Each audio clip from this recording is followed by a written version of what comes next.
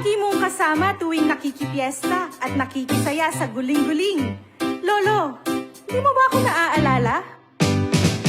Anyan nga iliw ko, tuwing ilian at tauda.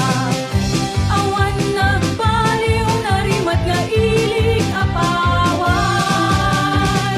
O paway, iiling na inak, ipanpanakkel. O paway, gaming ti aming pawayan nyo. O paway, ti iling nga inak, ipanpanakkel. O paway, nga inak, sudya-sudyanan.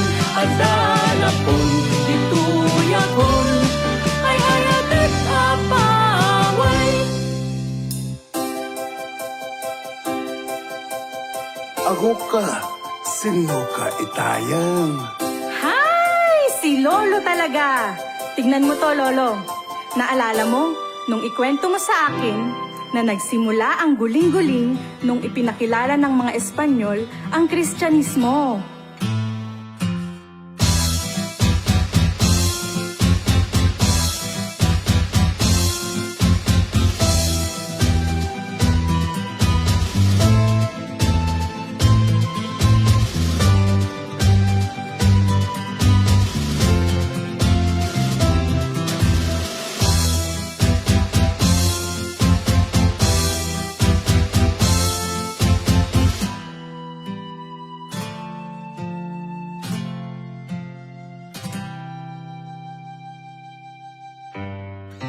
Ano, Lolo?